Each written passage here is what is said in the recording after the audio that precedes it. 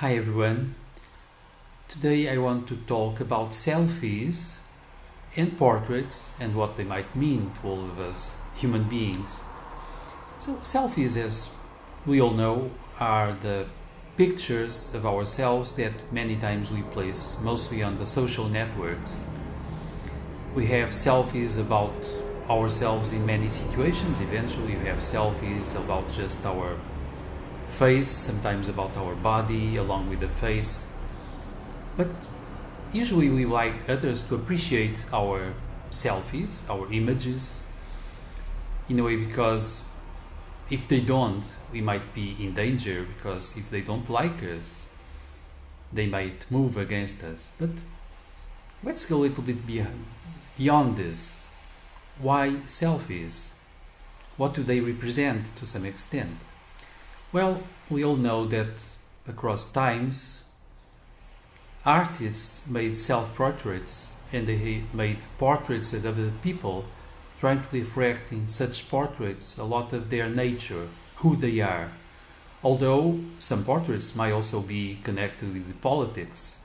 So some politicians from the past wanted to show as powerful beings, as statesmen, as someone that could really rule the world or rule a country.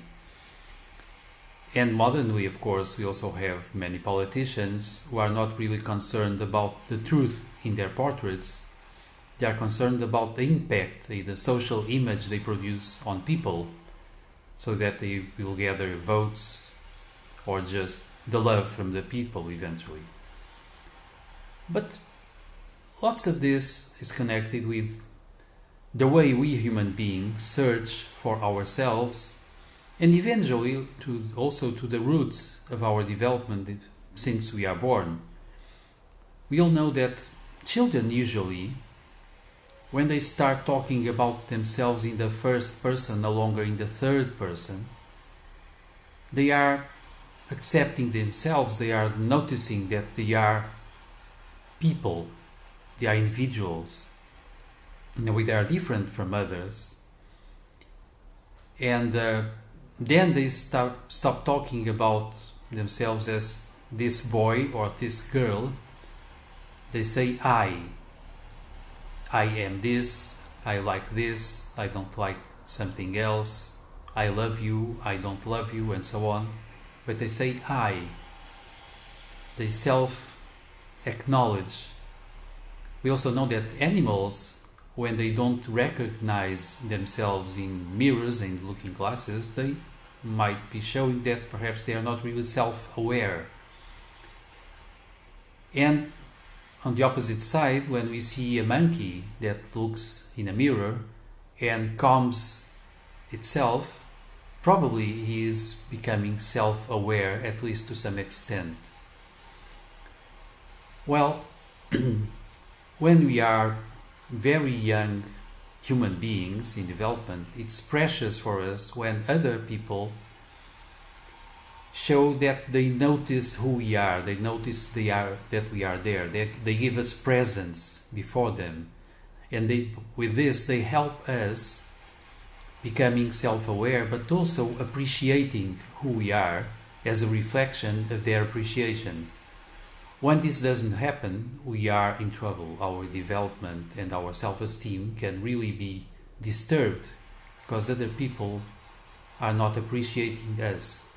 At the same time, as children, we easily connect being loved by other people with being taken care of by them, receiving food, receiving shelter, receiving care in many different ways, so that we might survive and we might thrive across life. So later, perhaps sometimes, our inner child still wants to be acknowledged, wants to be loved, and therefore protected.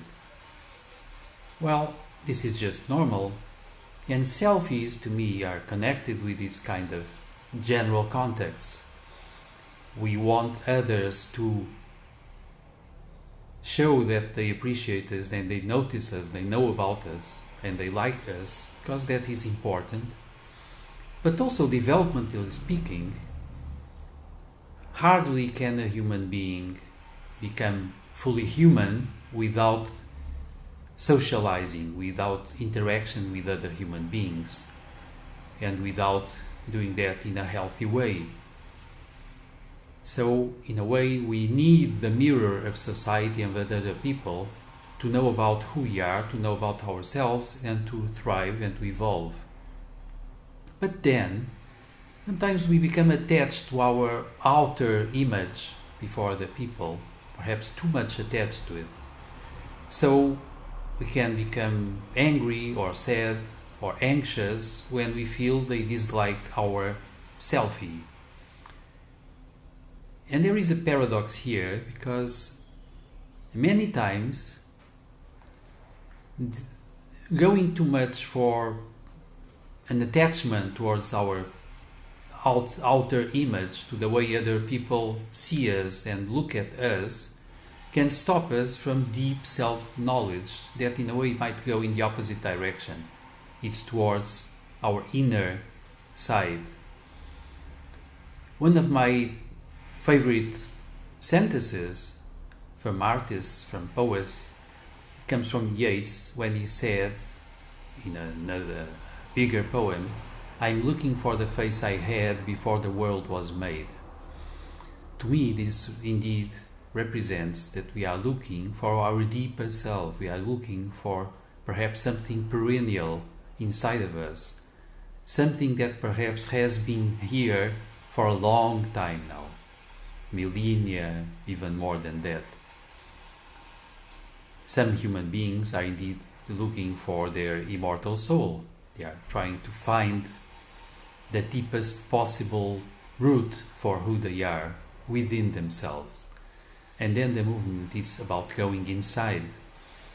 Well, when we really go deep inside, I would say we might find something of pure consciousness. We might find something that is perennial inside of us, that is perhaps even also the root, not just of identity and self-awareness, but also of love. And when we find that, we become more at peace with ourselves, but at the same time, we become able to acknowledge the same essence in other people. And we become with that able to feel a unity with the whole humanity. And we are able then to love everyone, everywhere, because we really find brotherhood with all fellow human beings, and that is precious. Of course, then we also can mirror to other people a lot more of who they are in their deepest self, and we can, as we are lucky to find human beings who found a lot more about themselves, we may be helped by them to know more about ourselves, to go deeper inside also. And that becomes quite far from the world of outer images and selfies towards something else that is a lot deeper. Well, this is what I really wanted to talk about today. So, that's it. If you like, comment, share, subscribe. See you later.